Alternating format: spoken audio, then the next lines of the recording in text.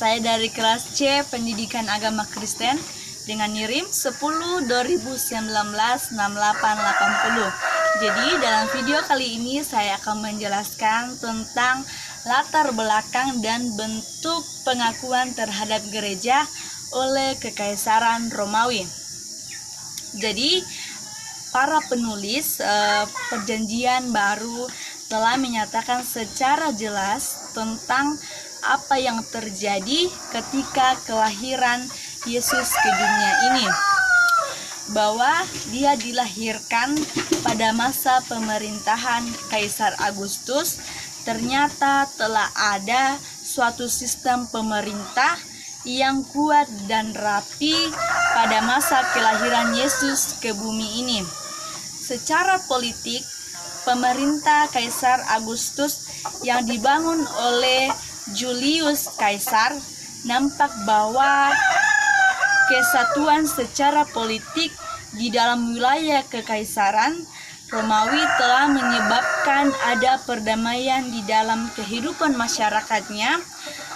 Kedamaian dalam suatu masyarakat akan menghasilkan kestabilan dan pertumbuhan di bidang perekonomian serta berkurangnya diskriminasi tingkat sosial.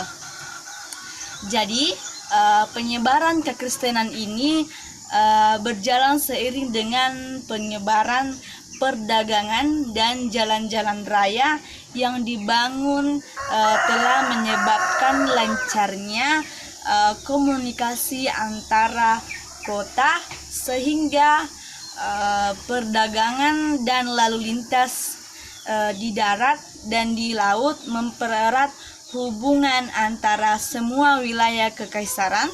Dapat dikatakan bahwa kestabilan politik di wilayah Kekaisaran Romawi telah menjadi faktor penunjang pada lahirnya kekristenan pada abad pertama. Faktor ini juga memicu perkembangan sistem perdagangan pada era kekristenan. Nampaknya bukan hanya diperhadapkan dengan bangkitnya penyembahan resmi kepada kaisar, namun juga suatu penyebaran secara luas tentang filsafat Yunani.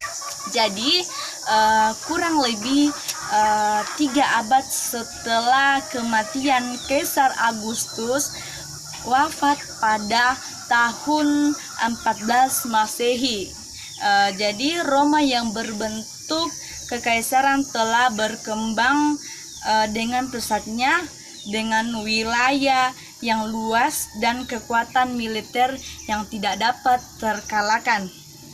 Jadi Kekaisaran Romawi menjadi kekaisaran terbesar di dunia yang telah dikenal ketika itu, masa yang biasa disebut Pax Roman, dimanapun bisa terwujud. Jadi pada saat inilah agama Kristen mulai tumbuh dan berkembang di Roma, tidak seperti agama-agama sebelumnya yang diwariskan dari generasi ke generasi sebagai ciri-ciri budaya suatu bangsa. Jadi agama Kristen secara aktif mempertobatkan mereka yang belum percaya. Agama Kristen bermula dari Timur Tengah dan menyebar hingga ke Yunani dan Mesir. Jadi pada awalnya kedatangan agama baru ini bisa ditoleransi oleh orang Romawi, namun pada perkembangannya selanjutnya orang Romawi mulai khawatir akan penyebaran agama Kristen yang begitu cepatnya.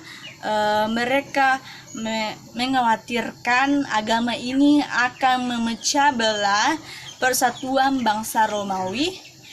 Maka dimulailah penganiayaan terhadap penganut Kristen. Mereka dibunuh, ditindas atau dijadikan umpan singa di arena sirkus.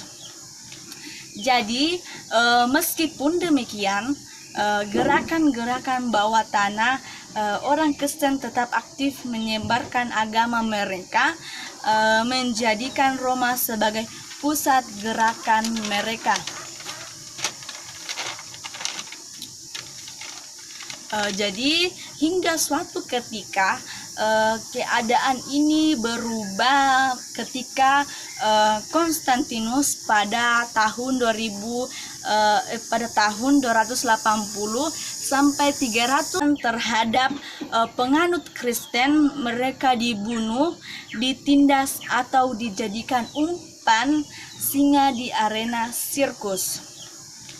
Jadi meskipun demikian, gerakan-gerakan bawah tanah orang Kristen tetap aktif menyebarkan agama mereka, menjadikan Roma sebagai pusat gerakan mereka.